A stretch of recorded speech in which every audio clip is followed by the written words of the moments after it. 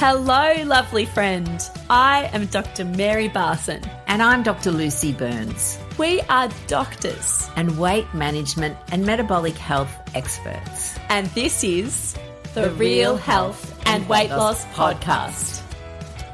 Good morning, lovely friends. How are you this morning on a beautiful morning in Melbourne? I don't know what it's like in your part of the world. I am without Dr. Mary this morning, but you know when I don't have Dr. Mary, I always have a fabulous guest for you, and I am super excited to bring a guest you may or may not have heard of, but she is brilliant. Her name is Denise. Denise DT is what she's known as, and the things we're going to be talking about today, we're going to be talking about perimenopause, we're going to be talking about ADHD, and we're going to be talking about her expert topic, which is actually money mindset. So Denise, welcome to the podcast. Thank you so much for having me. I love talking about ADHD and perimenopause as well as money mindset. So it's perfect. Good. Yeah. Good mix of all my passions. Yeah, absolutely. Well, I think it's interesting, isn't it? There's a lot of talk about ADHD and everyone's going, oh my God, everyone's got ADHD these days. And it feels a bit like that. But I guess the thing is that ADHD is way more common, particularly in women, than we realized. So I'd love for you to share with us your ADHD journey, diagnosis, whatever, you feel comfortable sharing. Well, I mean, I was one of the ones who was completely missed as a child, even though in hindsight it was so super obvious. But I think it's because my mum was also undiagnosed that I felt like I was kind of the normal one. So I always thought of myself as Safi to her Adina in Ab Fab. Yeah, so my bar for normal was very skewed, I think, but I did the classic stuff. I was very forgetful. I'd forget my bus pass every day. I was always, forgetting my keys, so I'd have to wait till my mum came home. So I'd go and sit in the secondhand bookstore and read books. And I think what I really learnt, though, is I learned to improvise because I was never prepared, and I learned to just fake it till you make it. But it also created a real sense. I always had a lot of anxiety. I had trichotillomania as a kid too, which is the hair twisting kind of stuff. And I just felt like there was something wrong with me. That's really tricky, especially when you're bright like I was. But I just felt like there was something wrong with me. And especially when I transitioned to things. So primary school, I kind of found my little hacks, went to high school, where suddenly I had to be in a different room every period. I could never get that straight. And then same with when I went to university, the transition was just a disaster. And I was only diagnosed at 42, so it was like 4 years ago. And the only reason I was diagnosed, I think, is because perimenopause, I know this is probably such a common story, the perimenopause and ADHD collision is real and catastrophic, I think, for so many of us. And that's what it was for me. I thought I had dementia, and I feel like it's such a common space now. It's like I went on antidepressants for a little while, and then I am just so grateful. We live in a time, I know social media gets so much bad reputation, but if it wasn't for Facebook groups and TikTok and Instagram reels, I would never have even had the language to go to my GP and say, I think this could be it. So I'm so grateful this time. So yeah, that's kind of my story. You mentioned before we hit record too that you read my book, Chill and Prosper, but I have to tell you, it used to be called, it was called Chillpreneur, and it got a rename. I actually wrote it pre-diagnosis, and I didn't realize I was writing a manual for ADHD entrepreneurs. And then when we did the relaunch of it, I had been diagnosed in that time, so I could actually put a voice to some of the tips I gave in that for ADHD people.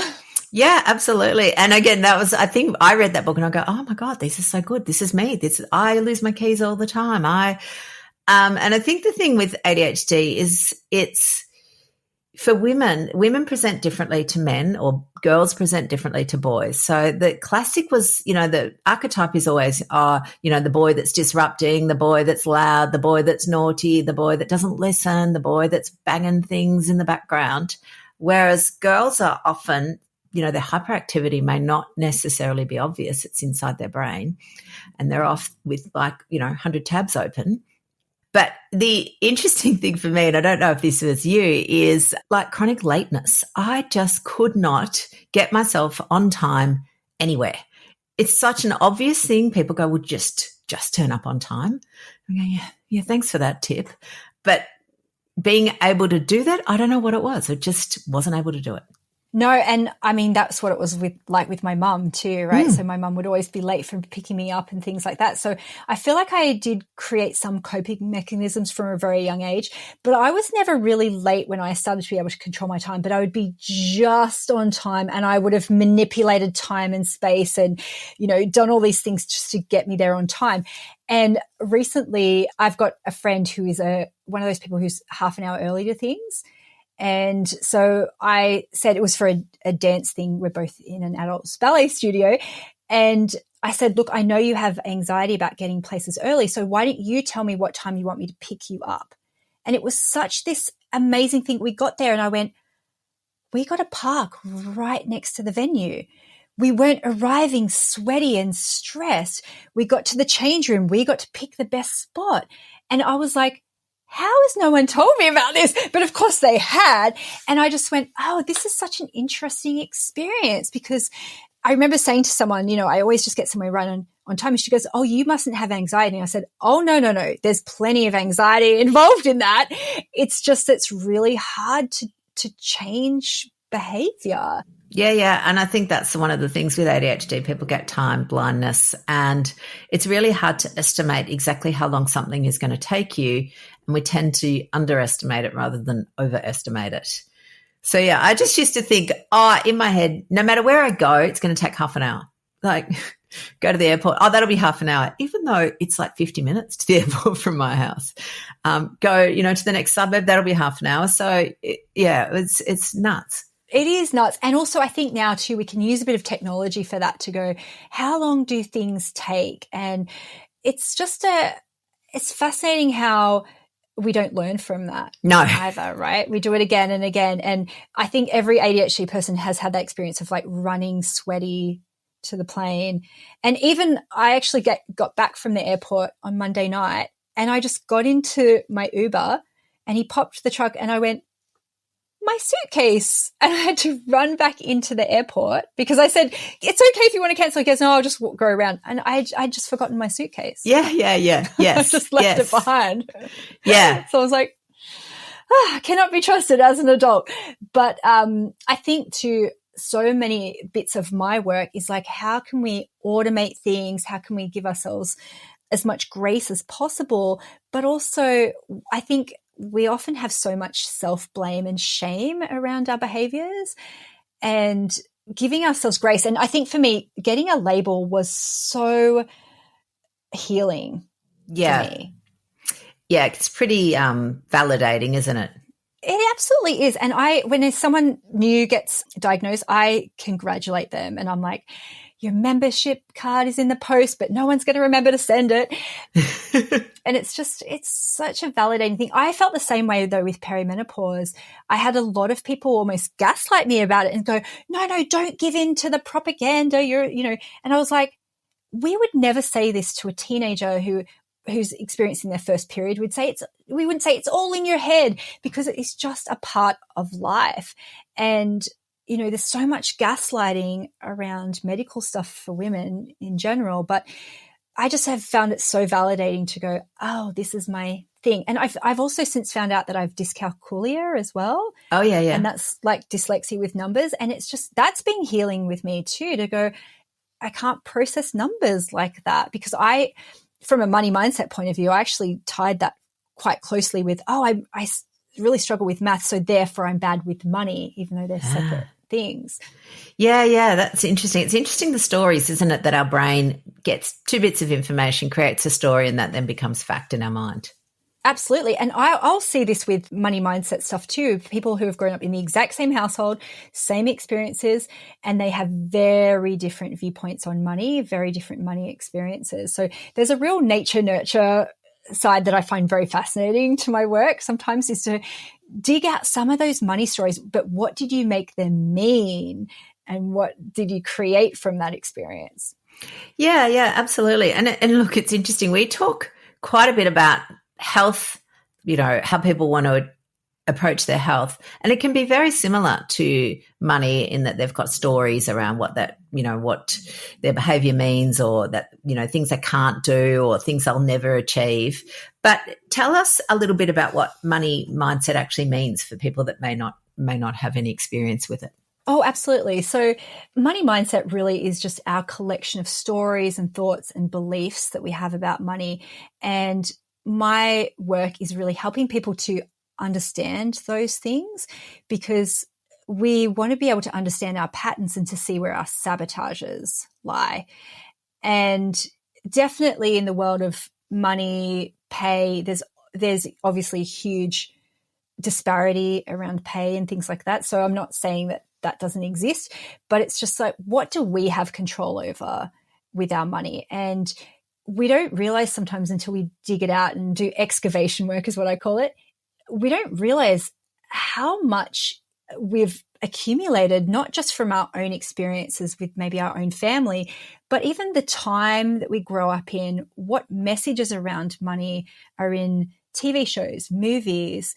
Even because I work internationally, different countries and different cities almost will have different viewpoints on money. Who's allowed to make money? What are you allowed to make money from? And we internalize all of that, right? And I do see people have very recurring sabotaging behaviors until they recognize it and sometimes understand where it came from and have compassion for themselves, but also be exposed to other people's viewpoints on money and see either normalize, different ways of making money or normalize success. And also too, I think women are so good at talking transparently about things, but money feels like something that we're not allowed to talk about. Yeah. It's a dirty word. And again, we help people with weight management. Weight loss is a dirty word. Money is a dirty word. We don't want to talk about any of those because, it's triggering and people feel icky. So I like the idea that we're normalizing. In fact, if we want to get into perimenopause, menopause is a dirty word. It's like, why would you want to be talking about female reproductive health? Like, ugh. So if we think about money mindset, then lots of people will have the idea that, making money is greedy, that you're ripping people off. If you're doing something for the world, well, we should be doing it for free, because if you get paid, well, then you're just commercializing it.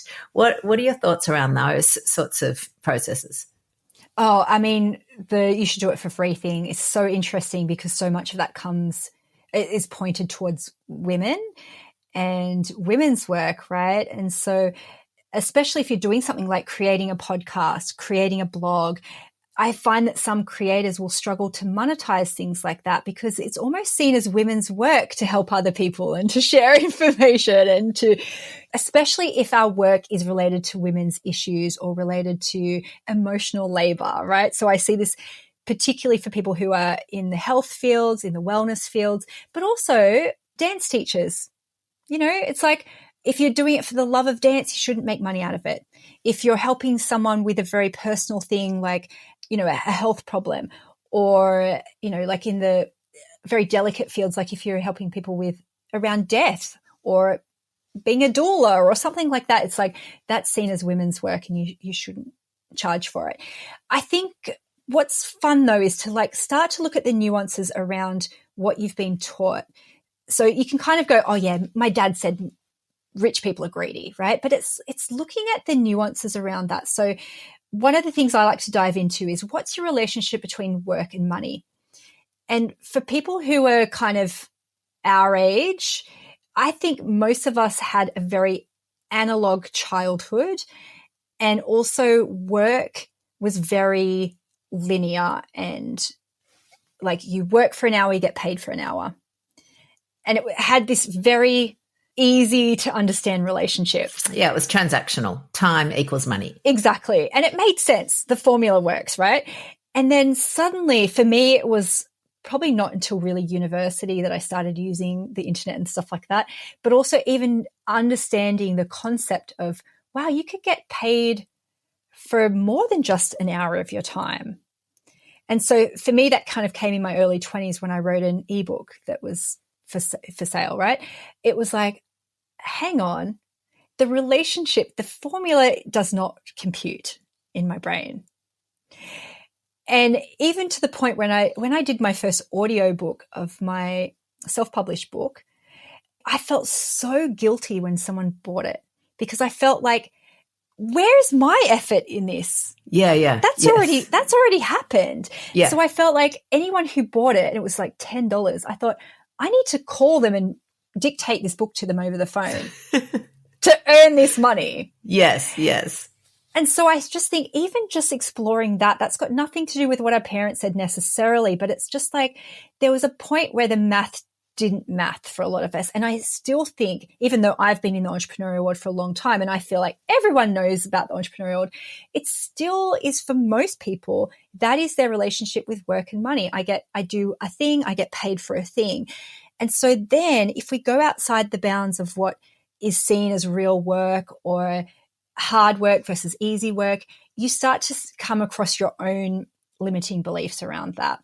When my husband came into my business, he was flabbergasted at all of the stuff that's wrapped up in women and money. And we think about things, 50 different scenarios in one, and we're all in a tiz about it all the time. So, I'm not saying that the pay gap is not real because there's so many systemic things that are against us for sure, but also, especially when you want to go out and do something on your own, all of that stuff is such a big burden to carry. And all my work is just to put a bit of a name on it because we're really good at understanding and making connections and putting our stories together. And when you start to do that, you have so much compassion for yourself to go, it's okay for me to have these thoughts and feelings. It doesn't mean I'm a bad person, and that's okay.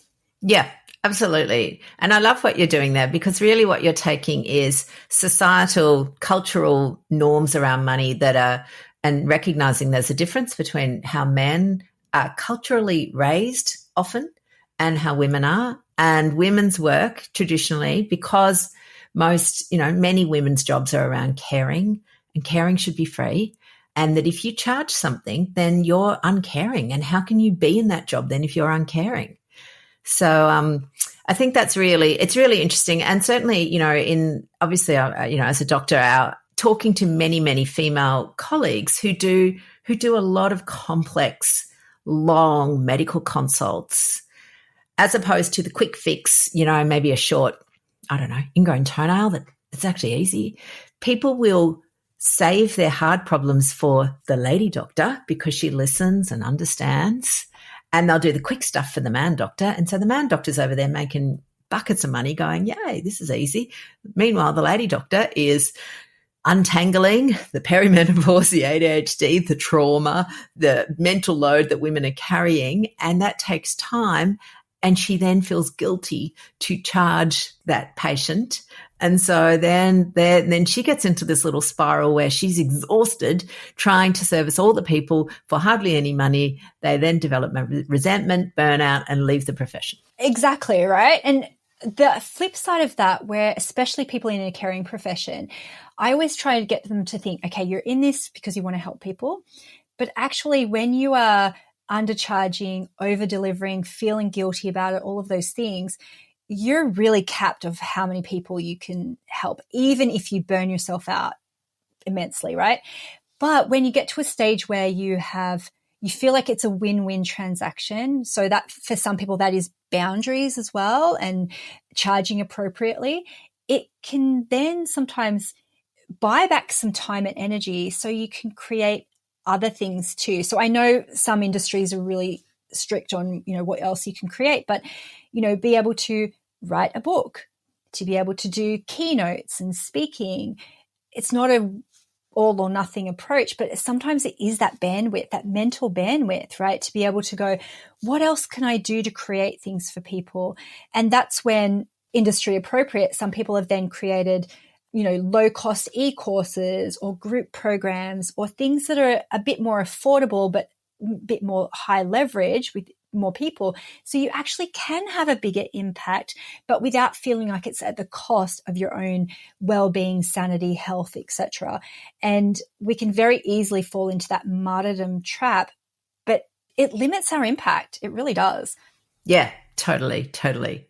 There's a few little themes that so all or nothing is a concept we talk a lot about as well. Again, in health, people are either, they're doing it all, they're eating well, they're going to bed early, they're going to the gym, and then, life comes along and suddenly they do nothing because life's stressful. And so they're now eating badly, they're watching telly till midnight, they're, sleeping in, they're not doing their walks, everything stops. And so I think the same can happen a little bit with money. You might be thinking about your money, you start being aware of it, you're noticing where it comes in, where it goes out. Maybe you're looking at your numbers and your budget, and then suddenly, I don't know, life gets busy and you stop noticing. Yeah. Sometimes there's a perfectionism thing that comes into that, right? And it feels like I'm only deserving of that if I'm 100% perfect. And that's so hard to maintain as a human being. And I think whether it's money, health, even, entrepreneurship, all those kind of things, it's giving ourselves permission to do the small, consistent, imperfect actions and to recognize that we're human beings and we're allowed to have balance. And I know that's always been tricky for me too, because I can very easily become a bit of a workaholic if I left to my own devices. And I am a perfectionist. I'm a Virgo. I'm a huge perfectionist. It doesn't always work. It can set us up for failure in so many ways. Oh, absolutely. I mean, and again, in entrepreneurship, in health, sometimes you're sort of waiting for this kind of clear run where everything's perfect, where, your days are free, you've got all this time, and again, in health, there's no functions, there's no weddings to go to, there's no girls' nights out, there's no book groups, there's nothing that's going to challenge me and make it hard. So I'll be able to do it perfectly. And you're just waiting forever for that to happen. For sure, especially I think too when we feel like, oh, it's got to be the first of the month, or it's got to be January, or it's got to be Mercury's out of retrograde or whatever. And I see that a lot with goal setting, a lot, that it's like, I'll wait till all of the go signals or all of the lights are green before I get started, especially, and I see this too, even though I don't talk about weight loss, obviously in my business, I think a lot of women are waiting for the weight to come off before they get their headshots, before they do their videos for their websites, before they give themselves permission to receive and to do whatever they want to do. It's like waiting for the weight to come off. And it's like, or waiting for the perfect age. And, there's that whole thing in Hollywood. It's like you're too young and then suddenly you're too old. And I like an avocado. Yeah. Yes. Right. It's a tiny little window.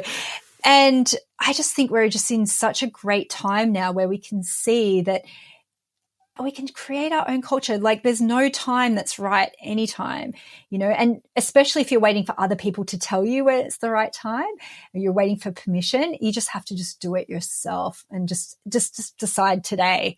Yeah, absolutely. Well, one of our favorite sayings is that you are the boss of you. So, you know your own playbook, your own rules, and you can write them and rewrite them whenever you want. I love the idea of rewriting them too, because I think that some people are afraid to set things because they feel like, well, if I make a decision, that's it forever. And it's like, no, you can change your mind anytime you like. Yeah, you're the boss. Good way. Yeah, I love that. Yeah, absolutely. So I just want to toddle back a little bit to the perimenopause side of things, because we sort of started and then moved forward.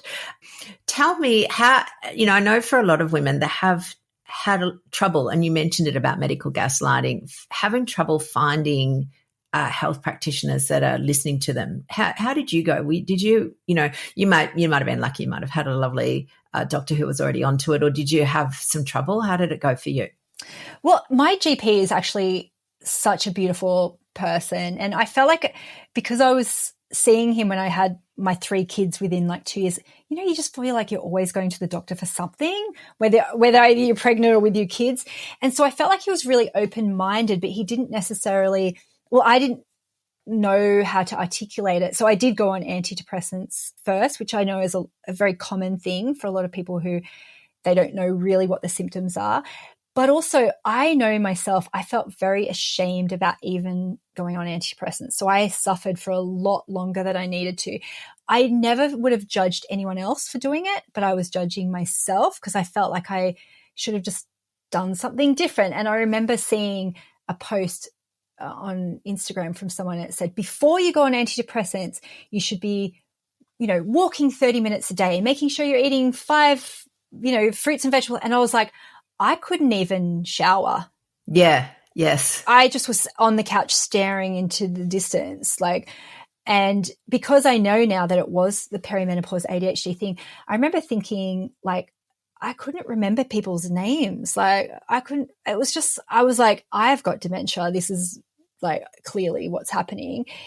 So I didn't have the bandwidth to do any of those things. And I just remember just feeling very ashamed that I couldn't figure it out, especially someone who not only was a very passionate student of personal development, but a teacher of it as well. Yeah. It's like, I should just journal better, or I don't know, do something, not realizing. Do it better. Yeah. Do it better. So I did that. And then I think I don't know how I decided that it was perimenopause. I think just, again, from being in groups of women and women who were a little bit older than me as well. And it was just like, oh, maybe it's a thing. And then, of course, once you start researching it, the algorithm kicks in, and I'm just so grateful for that. Yes.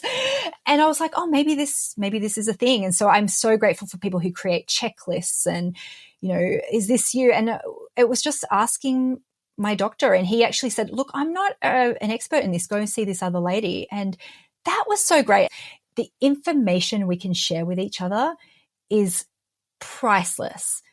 Look, it's so interesting. So we talk a bit about menopause, but because we just had an online forum, like a group, coaching program, I'd be saying to people, right, well, it sounds like you're going through some menopause, perimenopause. You need to go see your GP. They'd come back to me going, Lucy, he didn't listen, or she didn't listen, or I don't know, what'll I do? So at the end of the day, we had to create our own platform for women that are having trouble getting the information and the treatment that they need. Because my big passion is collaborative care, so keeping the GP in the loop, because I really think GPs are the bedrock of health. They need, they're the conductor, if you like. They need to know everything that's going on. It's very hard if there's somebody over here doing something and then somebody over here doing something, and then they're kind of out of the loop. So really keeping them in the loop. But the whole point of doing this was because I was seeing women getting getting dismissed, and it's like, ugh. It's not how it should be. No, it's not. And it's so frustrating because even to get to an appointment for some people is such a barrier. And then to be so dismissed, it's so disheartening. And I also think too, it's like we've got so much that we want to accomplish and achieve. And so many of us, we're going to be in the workforce for decades to come, which is for a lot of our grandmothers, they weren't necessarily doing a lot of the heavy brain work that so many people continue to want to do. And I just think, can we just get it sorted? We have to advocate for ourselves. Can we just get it sorted just like any other thing so we can just get on with our lives? But yeah, I love talking about it. I'm like, I've got so many pills, potions, gels. I'll tell you exactly which nook and cranny they're going in. I have no shame around it anymore. And I feel like that's so great too when people go, oh, you seem to be really struggling. Have you ever looked into this? It could be just the light bulb moment for somebody to go, what? And then if we've got somewhere to send them where we know when they're not going to get gaslit, it's like, great, let's keep on sharing this stuff because it's so boring, right? It should just be basic healthcare. It's not something that should be taking up so much energy for us, right? It should just be great, we've got this issue, let's sort it out. Do you know what? It's really tricky though. Again, we've got a bit of mindset stuff around people, and you mentioned it even around shame, and the idea, is that you should be able to sort all this out yourself, and that you should just be able to walk more, or you should be just able to eat better, or you should just be able to go to bed on time. And ADHD diagnosis, again, for me, suddenly realized I'm thinking, God, because a bit like you, I'm teaching lifestyle, and here I am staying up till 2 a.m. watching Netflix, wondering why am I procrastinating? And now knowing that, ADHD chases, they like new things and exciting things, and they're not very good at boring things and not very good at, forward planning more than, depending on your brain. But, for me, certainly not more than a day. I'm hopeless at that. People go, what do you want to do on Saturday? And I think, what? It's Wednesday. I'm not thinking about that. It's ridiculous. Don't even. And so you have what I often call the ADHD tax, where you're then buying, plane tickets the day before you leave because booking them too far ahead feels a bit weird. But the bit that I wanted to say is that we have this part in the world where we've got people that are really advocating lifestyle. And I mean, I'm a lifestyle medicine physician. I love improving people's lifestyle. But it's like, well, you can only do lifestyle or you're going to be one of those pill poppers and you have to, you know, and there's some sort of shame around that when really it's not one or the other.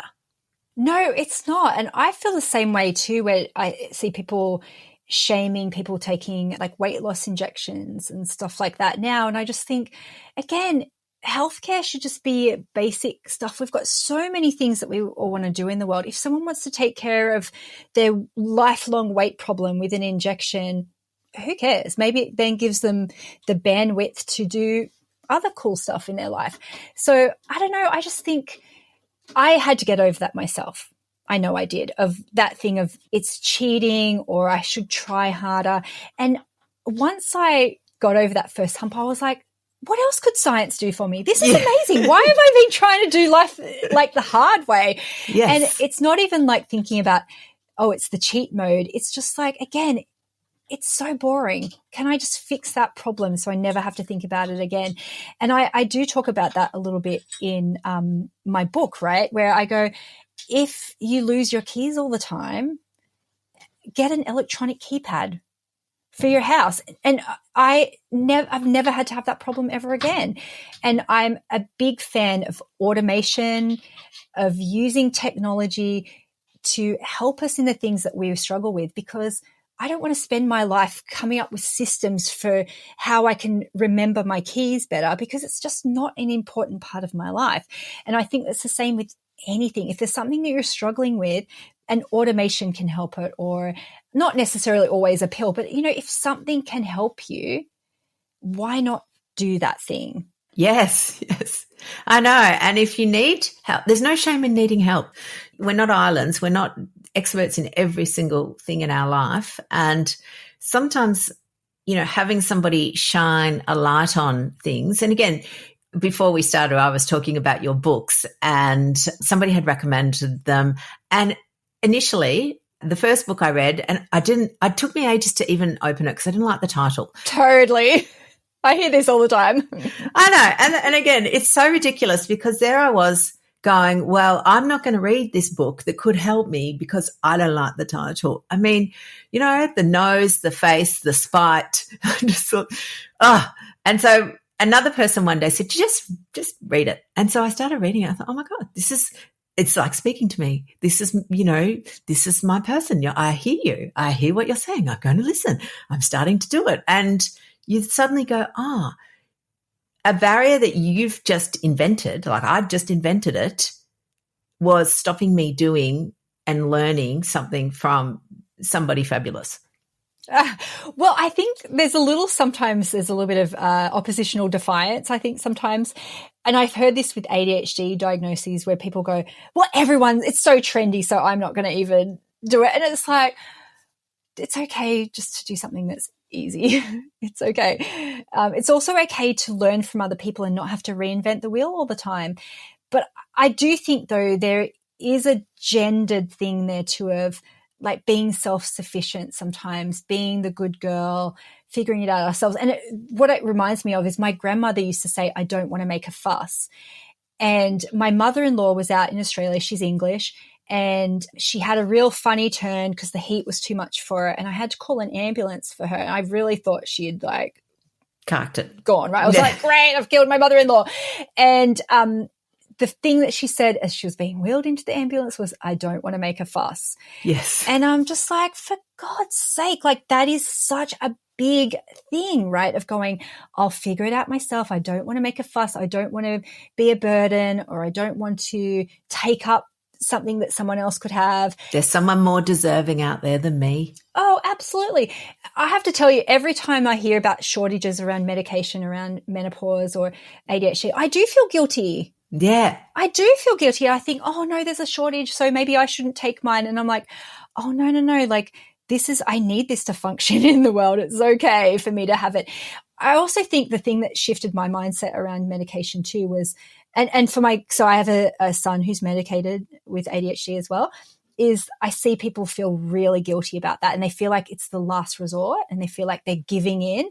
And I just think if I or my kids needed glasses, I would get glasses.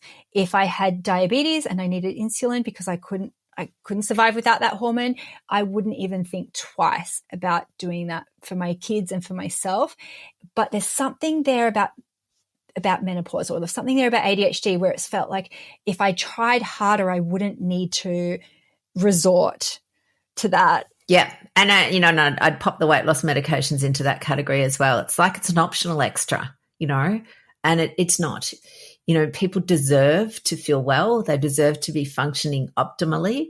And it's not one or the other. It's not just pills. I love the phrase pills and skills. We learn skills. And when you've got them combined together, that's where the magic happens. Exactly. And then you have the motivation to do things, or you have the energy, or you've lost a little bit of weight so you can go to the gym or whatever it is.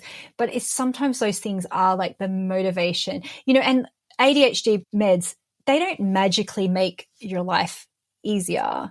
They really don't. But for me, it was glasses for my brain.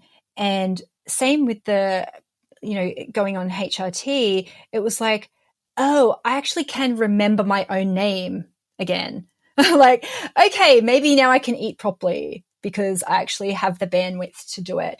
And we have so much self-blame. I actually had, because I'm in a lot of woo-woo spiritual groups as well, I had someone tell me that it's not perimenopause, it's my kundalini rising. And I'm just like, no. This is a basic, like, biological thing that, my body is running out of this thing because it wants me to die, basically, because then, the younger generation come.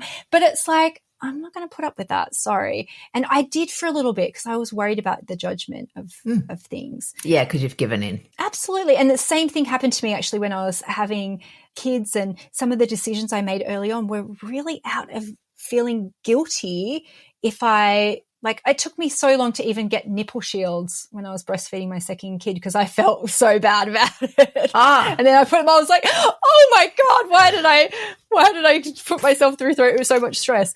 And it's because I think we just have this inbuilt guilt sometimes. I have to figure it out myself, or I have to suffer a little bit. And it's like, why? Yeah. I have to hand wash all my cloth nappies because that'll save the world and keep my baby's bottom from burning. And, all of those terrible people that use disposable nappies are killing the world. And I was like, I didn't. So meanwhile, you're up at 3:00 in the morning washing nappies, wondering why you're so exhausted.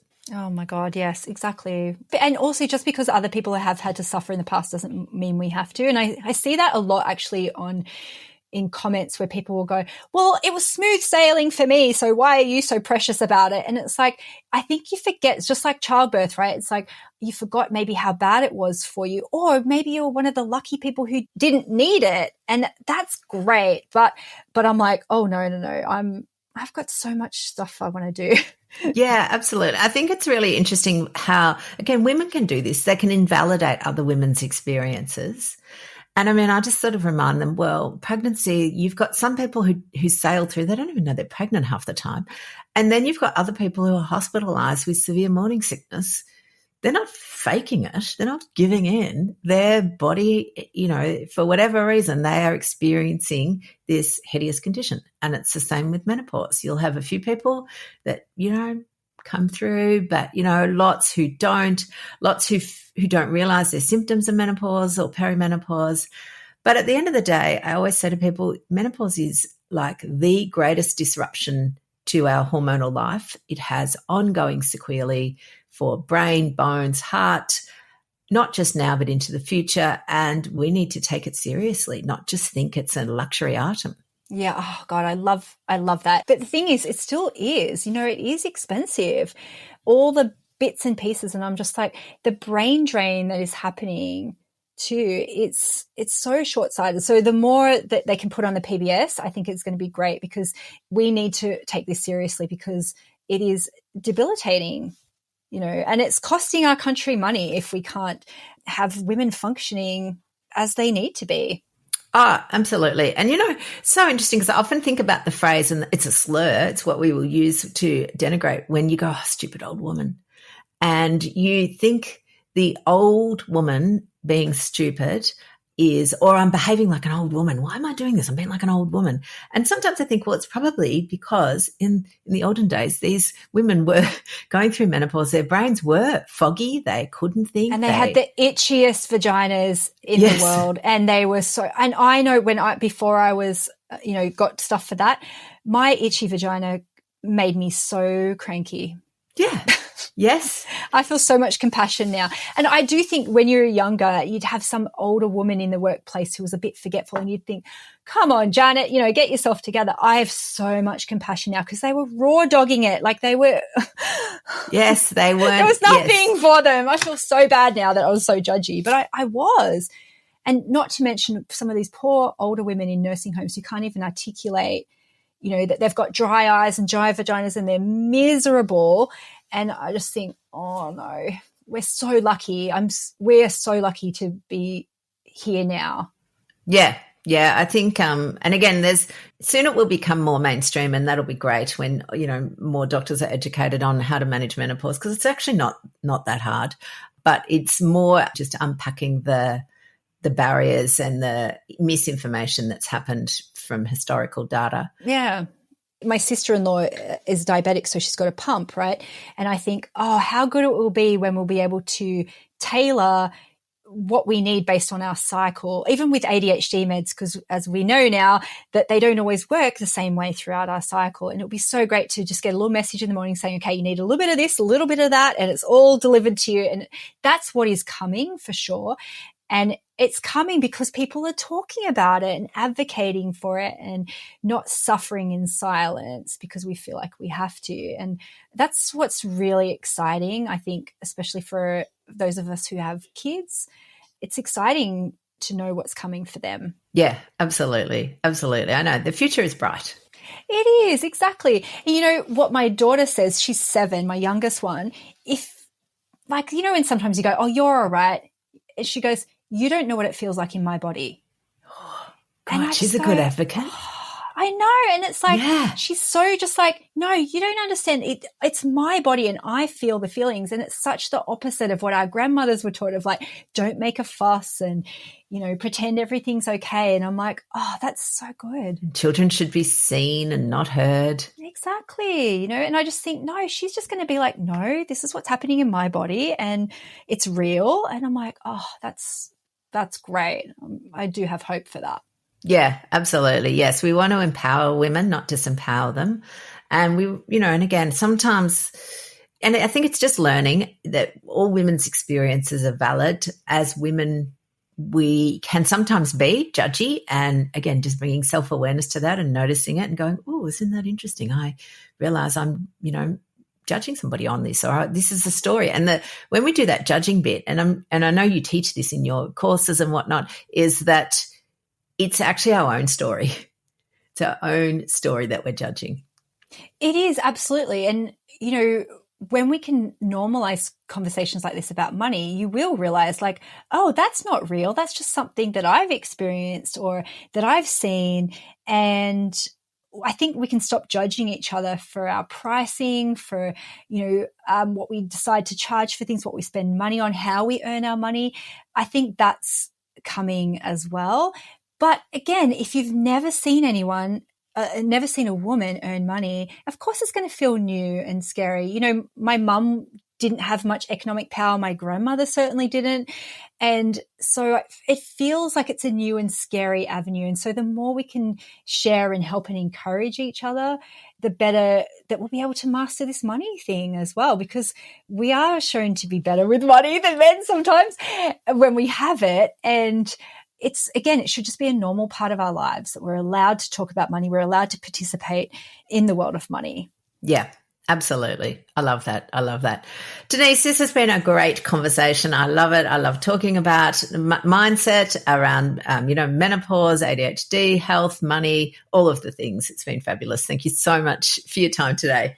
Oh, thank you, Lucy, for having me. And if anyone wants to connect, I love being on Instagram, by the way. So Instagram, Denise DT is my handle. But thanks for having me, Lucy. I have really juicy questions. Thank you. Oh, you're welcome. You're welcome. I know. And if you do pop over, you'll see Denise. She's, what I love is that you show a whole heap of your life, like the dancing, the ballet costumes, which, I think is just inspiring for people to think, right, I know you used to do dance when you were a child, but most people as adults don't suddenly think, right, I could just take up ballet and do, gallivant around in a tutu, and there you are doing it. It's so much fun. We've got people from age 19 to 70 in my ballet troupe that we go. And I honestly think too, having HRT has really helped me go back to ballet for my joint health. Oh, totally. But I think too, that's what going through this stage has taught me is that, life is short, and do things that bring you joy and dance like no one's watching, because no one gives a crap about what anyone else is doing. So there's no point martyring yourself for other people. Do what you want to do and bring joy into your life, because no one's going to give you permission to do it.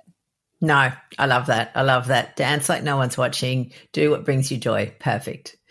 All right, lovelies, that's it for me this week. I will talk to you next week, and have a fabulous week. Bye for now.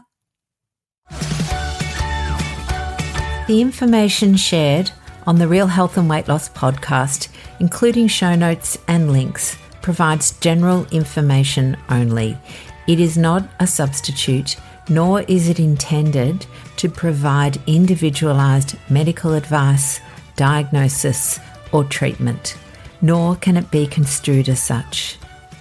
Please consult your doctor for any medical concerns.